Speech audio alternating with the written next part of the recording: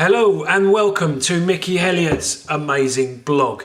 I haven't done a blog for a while because I've just been so stressed with too much matchmaking and doing deals for these shows. I had a show last Friday at Camden Town Hall, absolutely banged out, packed to the rafters, brilliant show. We had 8 fights. The Phil Gill Experience was in the main event and he won a close decision in the main event over 10 rounds, won the British Masters title. And a brilliant fight, had the crowd on their feet throughout it, real seesaw battle. They both stood in the centre of the ring. You could see it meant so much to both of them. They're so motivated to win that I remember it was only about the second round, and I mean they just absolutely battering each other. Defence went out of the window fairly early, and they just gritted their teeth and battled for 10 rounds. And wow, what a main event! Really good. I always try and get fighters that are motivated, you know, that maybe have more than just money on their mind when they enter the ring, because if you can get that, you're going to get sort of performances maybe that they extend themselves. They take it that extra little bit further.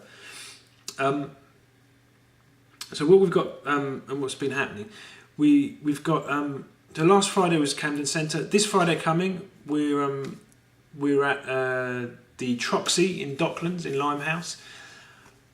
Really excited about this as well. Going to be fun. Okay, so it's on Box Nation. My first ever show on Box Nation, which is Frank Warren's channel. Running the show in association with Francis and George Warren, their company Queensbury Promotions, and it's going on Frank Warren's channel. And it's really good to be working with them because they've got a really good setup. Their office is like perfect, you know, you've got PR man, you've got everything all. So it's sort of going up a level, I suppose, from my normal shows. The top of the bill I'm really happy with. We've got Steve Swifty Smith fighting Ben Jones. Swifty Smith from Liverpool, Ben Jones from Crawley. Swifty Smith was British champion till his last fight.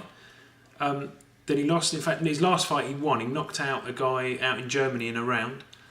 And now this is his sort of first title fight since he lost the British title.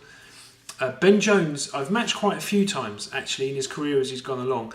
I remember at the start of his career, and I thought I didn't really fancy him much. I thought, you know, this guy, there's a lot of mistakes, and I think it's credit to his trainer. He's trained by Michael Aldis in Crawley, and he's improved like massively. He's now reigning English champion, and he's looking really good now. A very popular lad. I think that will weigh in his favour on the night because obviously the Troxy's in Docklands, which is a lot easier to get to from Crawley than it is from Liverpool, or it's nearer to certainly nearer to Crawley. And he's a very popular lad anyway, Ben Jones. And I think on the night we're going to have a huge contingent there from Crawley.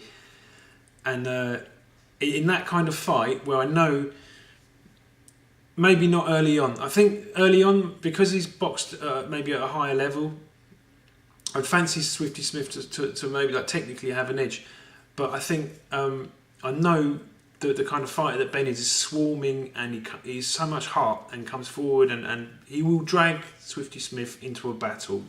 I'm sure that will be at some stage that's what it will come down to, and having the crowd on your side when the fight develops in that way can be a big plus. Plus, I mean, but Ben isn't bad technically.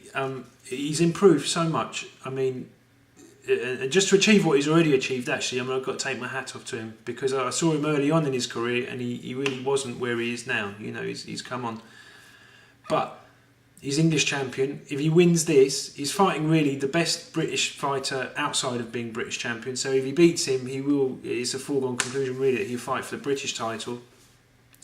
Although this fight is actually the top of the bill, it's for the WBO Intercontinental title, which means if he wins it, what will actually happen is ranking with the WBO in the world governing body will rocket. It will go right up. So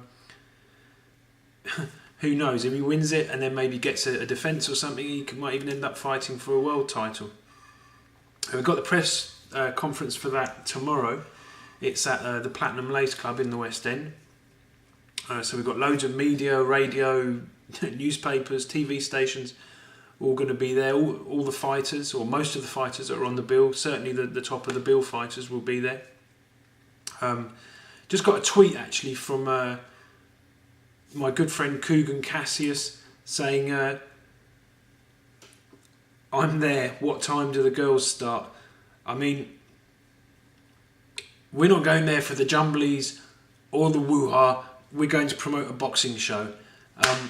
And it will be good fun, Coogan, so please join us. Actually, maybe the girls will be there, I don't know. Do they start that early in Lap Dancing Club? It's at 12 o'clock tomorrow. But even if they're not there, I'm sure we'll have good fun. If they are, oh well, I'm sure we'll have good fun too. Then what else do we have tomorrow? Right, Ashley Sexton. Ashley Sexton. I managed Ashley for the first 3 years of his career. He did very well actually when he was with me. He went from really being nowhere to being like one of the top prospects. He had some fantastic knockouts. Really exciting fighter to watch. And he's got a hard fight actually. He's fighting a man called Thomas Masson, who's from France. He's got a good record, and they're the chief support, so they're going to fight each other in an 8-rounder, and that'll be a battle. You know, it'll be a big test for Ashley. Ashley hasn't boxed for a long while. Last time he boxed was on the undercard to Klitschko, Vladimir Klitschko, David Hay, and so he's had a little while out, and he's straight back in a hard fight. So I'm hoping, obviously, that Ashley will really pull it off. You know, get things together and have a good performance.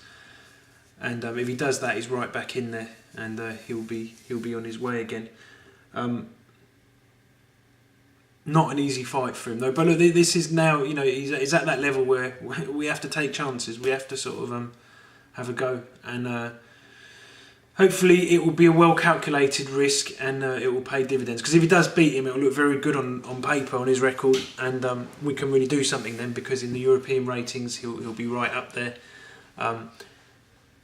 Even there's a Commonwealth title is going to be up for grabs very shortly, and the British title. He's already boxed for the British title once, where he drew with Shini Bayar, and I'd fancy Ashley to beat either Chris Edwards or Shini Bayar. You know, he's improving all the time. Now he's back with his former trainer, Paul Rees.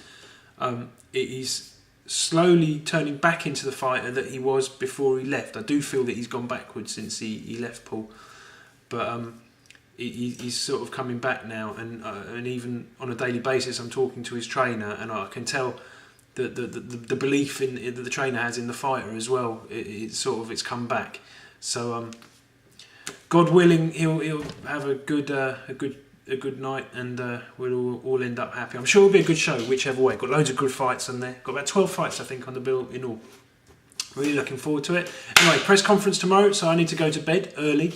Had a stressful week, all this matchmaking and fighters pulling out and coming back in and blah blah, all of that. So thank you for watching again, people, and see you soon. Bye.